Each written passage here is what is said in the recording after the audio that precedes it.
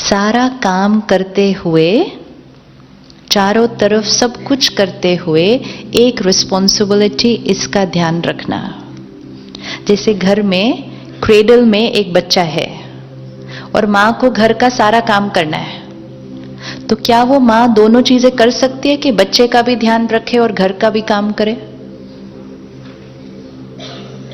कर सकती है। किचन में भी जाना है, खाना भी बनाना है, लेकिन बच्चे पे भी नजर रखनी है। कर सकती है। उस सारे काम में कि किचन का भी काम, फोन भी बजा, कोई आया भी, सब कुछ भी हुआ और बच्चा भी, फर्स्ट प्रायोरिटी कौन?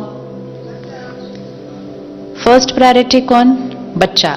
विच मीन्स सब कुछ करते हुए अगर बच्चा थोड़ा सा यहां से रोया तो what is the mother going to do? What's the mother going to do? वो वहां से विड्रॉ करेगी, आधा मिनट यहां जाएगी, उसको क्या करेगी? प्यार से थपथपाएगी, वापस काम पर आएगी। अगर उसने वो आधा मिनट निकाल कर बच्चे को नहीं थपथपाया तो बच्चे का रोना क्या हो जाएगा? ये बच्चा कई दिनों से अंदर रो रहा है, लेकिन हमने क्या कहा? I am very busy.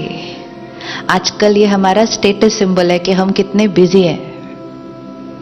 अगर हम बिजी नहीं तो फिर हम तो सफल ही नहीं, कि हम बिजी नहीं है। आप में से कौन कौन busy? I am busy is not a healthy line to say to yourself,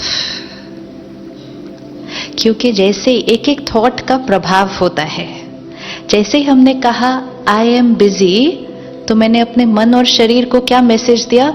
time नहीं है मेरे पास। एक है, कुछ लोग होते हैं बिना कुछ करे भी बहुत बिजी होते हैं। ऐसे लोग मिले कभी? कुछ ज्यादा कर नहीं रहे लेकिन दिखेंगे ऐसे जैसे बहुत बिजी बिजी है सारा दिन। और कुछ लोग होते हैं बहुत कुछ करते हुए भी इजी है। तो busy is an attitude, it's not about how much work we are doing. I could be doing very little but feeling very busy, and I could be doing a lot but feeling very easy.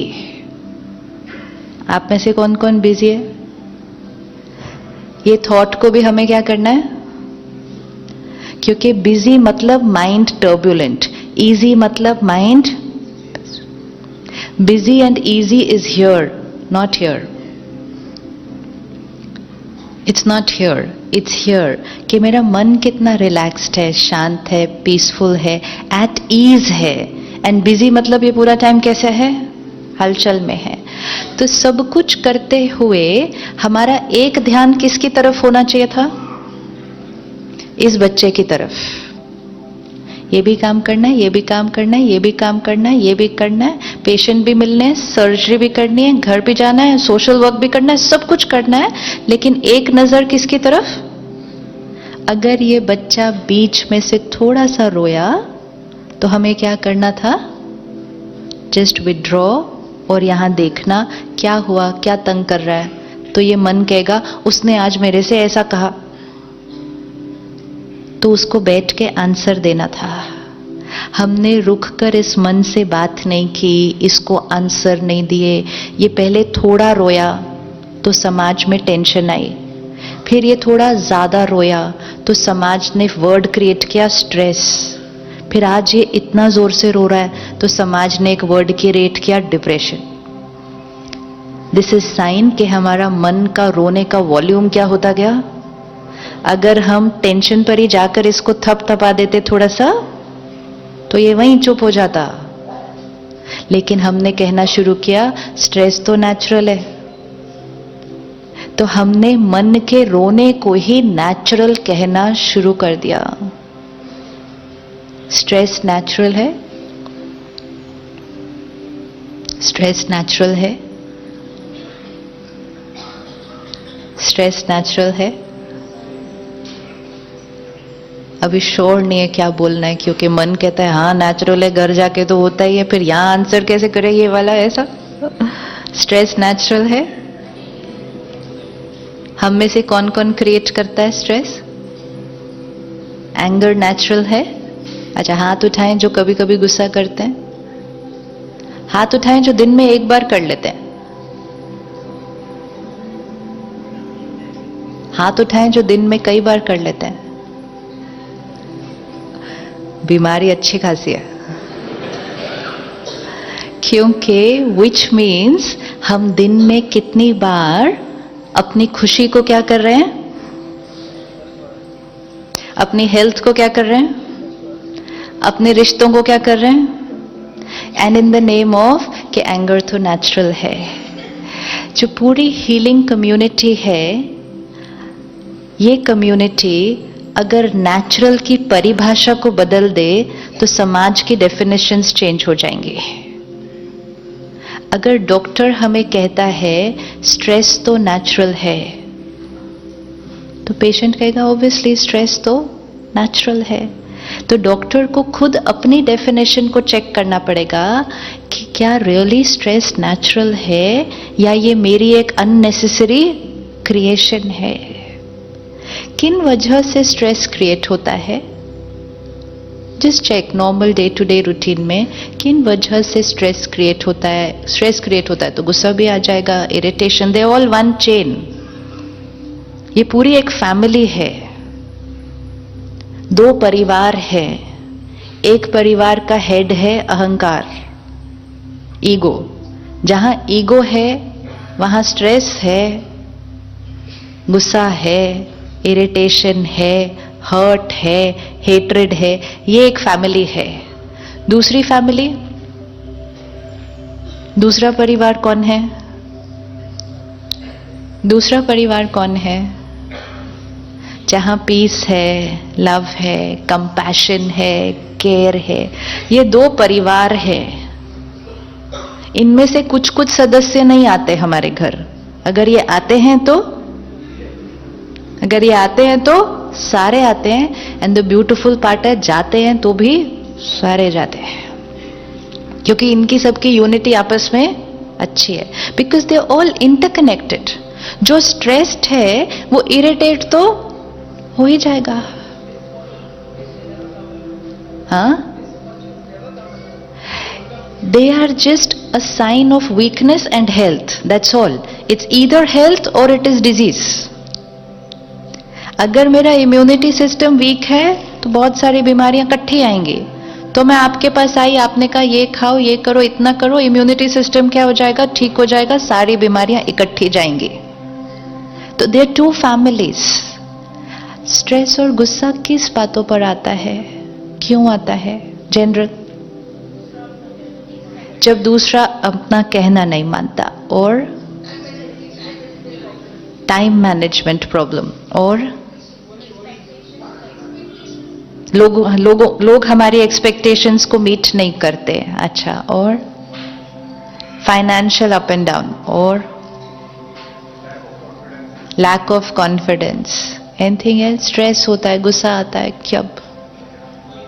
पूरा scene mind की screen पर सामने लेकर आइए। जब last गुस्सा create किया था, सीन क्या था, परिस्थिति क्या थी, सामने वाले ने कैसा व्यवहार किया था, और हमने कैसे रिएक्ट किया, पूरी सीन को देखें। अब इस सीन को थोड़ा सा रिवाइंड करके फिर से देखें। सीन सेम, लोगों का व्यवहार सेम, जो बात थी वो सेम। अगर मुझे आज चांस मिले, क्या मेरे पास ऑप्शन है उसी सीन को एक अलग तरह से करने का, एंड अपने आप को वो दूसरी तरह से करते हुए देखे। किस किस को दिख गए? दोनों सीन दिखे? पहले वाला ऑप्शन, सेकंड ऑप्शन? क्या चेंज देखा अपने अंदर सेकंड ऑप्शन में? एनीबडी? सपोज आपके क्लिनिक में, आपके हॉस्पिटल में किसी ने बहुत बड़ी गलती कर दी है, राइट? किसी से बहुत बहुत बहुत बड़ी गलती हो गई है। वो नर्स हो सकती है, वो एडमिन स्टाफ हो सकता है, anybody it could be, who made a blunder, very big one, and we have to respond to the situation. And उस क्षण हमने रिएक्ट कर दिया। तो रिएक्ट किया तो हमारी फीलिंग कैसी थी, बोल कैसे थे, व्यवहार कैसा था।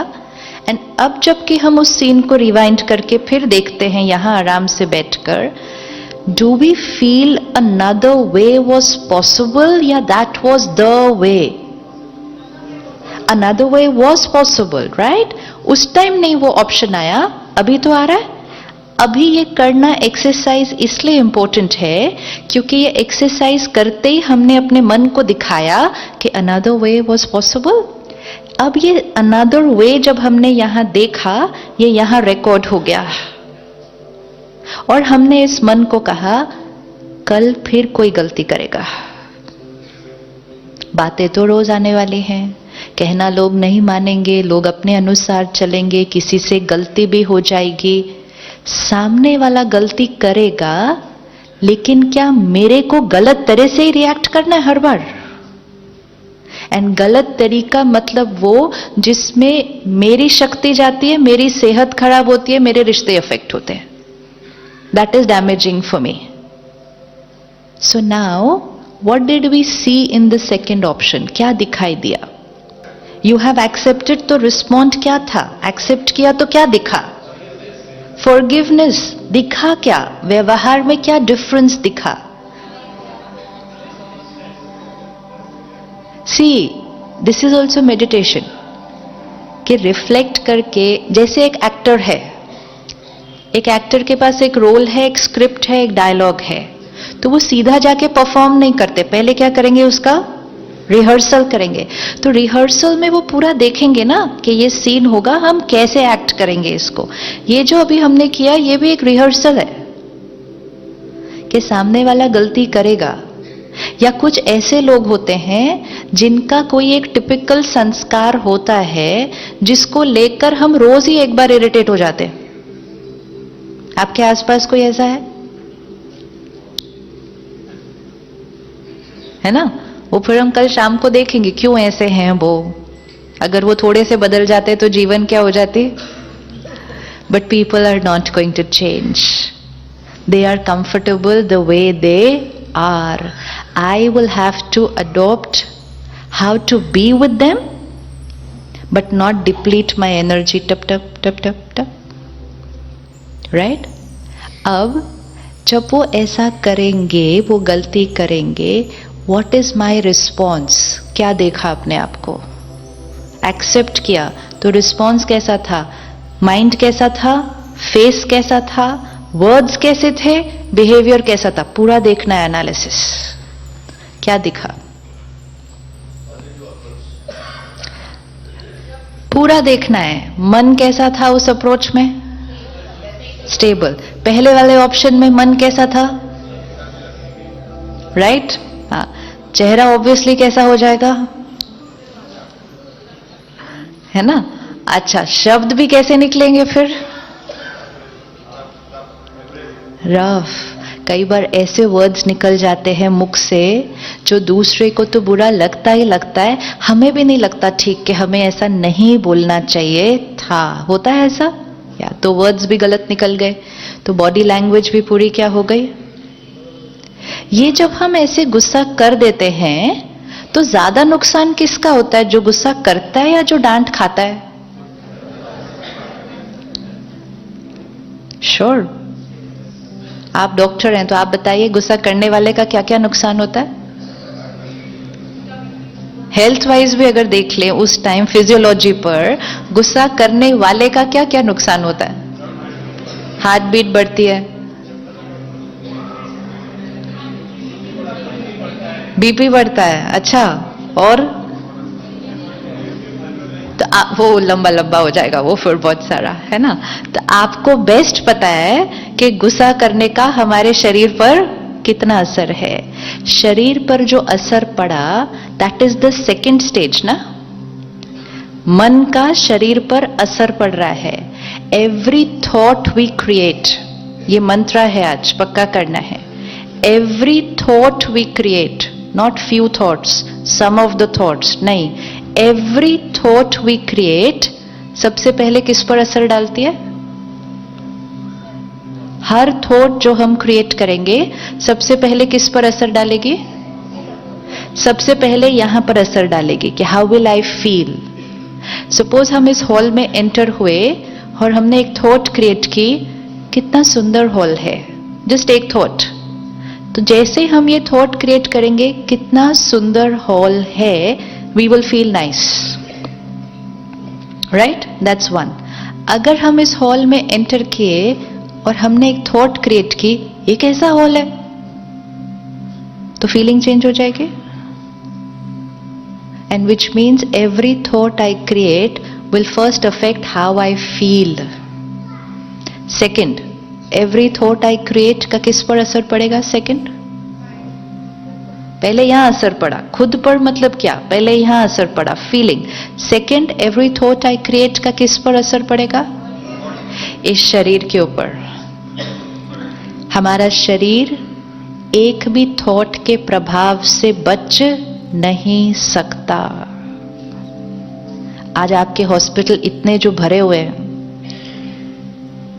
और आप सब इतने जो सक्सेसफुल हैं, और आने वाले समय में 100% है कि और ही सक्सेसफुल होने वाले हैं, ये भी सर्टेन है। एक ही इंडस्ट्री है जिसको कोई टेंशन नहीं होनी चाहिए अपने फ्यूचर की, क्योंकि जितना कलयुग बढ़ता जाएगा उतना लोगों की सोच क्या होती जाएगी, और नेगेटिव होती जाएगी, उतनी बीमारियां क्या होंगी, बढ़ती जाएंगी। आज ट्रीटमेंट इतनी सारी हो गई, लेकिन बीमारियां उतनी ज्यादा बढ़ गई, because our body can not escape the influence of a single thought. तो मन पर असर, शरीर पर असर, फिर every thought will have an effect on, every thought will affect on, every thought will have an effect on the person for whom it was created.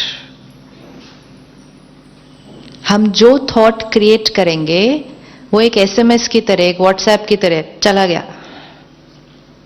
कई बार click होने के बाद लगता है, लेकिन उतनी देर में तो वो चला गया। मतलब थॉट क्रिएट की तो वो चली गई। तो पहले यहां पर असर, फिर यहां पर असर, फिर रिश्ते पर असर, एंड चौथा वातावरण पर असर। My every thought. Kalyug Kalyug क्यों बन गया? क्योंकि जब हमने कहा stress natural, anger natural, hurt natural, तो हमने अपने आप को ऐसी थॉट्स क्रिएट करना अलाउ किया। तो फिर हमने कहा बीपी नेचुरल, डायबिटीज नेचुरल। हर साल हम एक नया फिगर दे देते हैं कि इस साल हम कहां पहुंचे, यहां। रिश्तों में फिर हमने कहा डिवोर्स होना नेचुरल। और वातावरण, प्रकृति तो हमारी देखो रोज हमें आंसर देती है, हमने कहा नेचुरल। अब परमात्मा ने कहा ये कलयुग कब तक ऐसा चलेगा? आज सुबह थी, फिर दोपहर हुई, फिर अभी शाम हुई, थोड़ी देर में रात हो जाएगी, फिर रात के बाद घोर रात्रि हो जाएगी, लेकिन फिर घोर रात्रि के बाद, घोर रात्रि के बाद सुबह होनी ही होनी है। परमात्मा ने आकर जो बहुत सुंदर बात सब बच्चों को बताई कि इस सृष्टि पर पहले सुबह थी, फिर दोपहर हुई, फिर शाम हुई, और अब ये सृष्टि की रात है। मतलब इस सृष्टि पर सतयुग था, त्रेता युग था, द्वापर युग था, अब कलयुग है। और अब हम कहते हैं घोर कलयुग, कहते हैं ना घोर कलयुग। अब घोर कलयुग के बाद क्या आएगा? घोर कलयुग के बाद क्या आएगा, है ना? घोर कलयुग के बाद सतयुग आएगा। अब दो लाइनें हैं, बताना कौन सा राइट है, कि सतयुग आएगा या सतयुग हमें लाना है। सतयुग हमें लाना है। कैसे लाएंगे? कैसे लाएंगे? Every thought is going to affect how I feel, how the body is, how my relationship is, how my environment is. जब थॉट नकारात्मक थी तो फिर हमने कहा डिप्रेशन, स्ट्रेस नेचुरल, बीमारियां नेचुरल, रिश्तों में टकराव नेचुरल, कलयुग नेचुरल। अब हर थॉट जब प्योर होगी तो आत्मा शक्तिशाली नेचुरल, शरीर हेल्दी नेचुरल, रिश्ते ब्यूटीफुल नेचुरल एंड सृष्टि पर सतयुग नेचुरल। आपको पता है सतयुग में डॉक्टर नहीं होंगे?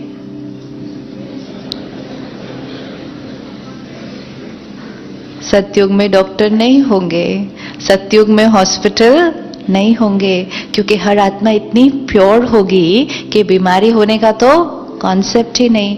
इसीलिए देवी देवताओं को क्या दिखाते हैं? कंचन काया, मीनिंग परफेक्ट बॉडी।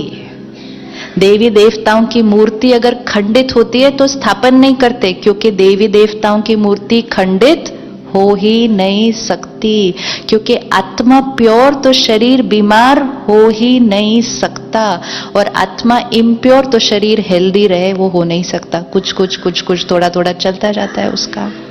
तो जब हमें पता है कि गुस्से का हमारे ऊपर इतना इफेक्ट होता है, फिर हम गुस्सा क्यों करते हैं? हो जाता है, हम नहीं करते। थोड़े दिन पहले एक प्रोग्राम में we were doing a workshop, तो I just said next 10 days experiment that we will not get angry.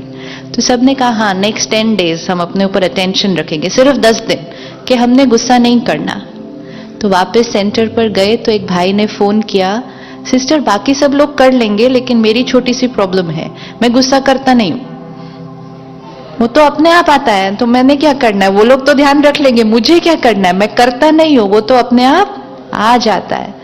गुस्सा हम करते हैं या अपने आप आ जाता है? गुस्सा हम करते हैं या अपने आप आ जाता है? यहां से वापस जाने के बाद काम करना है, करवाना है, बच्चों को संभालना है, लोगों को चलाना है, सब कुछ करना है, बट विदाउट यूजिंग दिस डिप्लीटर।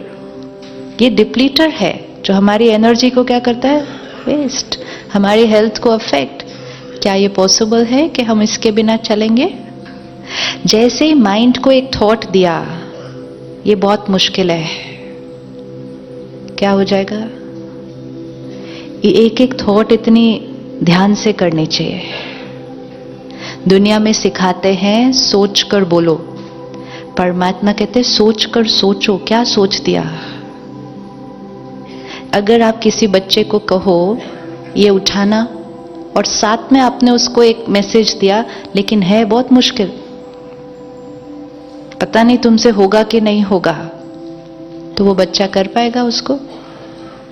तो जैसे ही आपने उसको कहा उसको उठाना, और अगर उसको लग भी रहा होगा कि थोड़ा मुश्किल है, आप इमीडिएटली सेकंड थॉट उसको क्या देंगे? बहुत ईजी है, उठाओ, I am there with you, come on, वो कर लेगा। एक एक थॉट अपने आप को क्या देने हैं?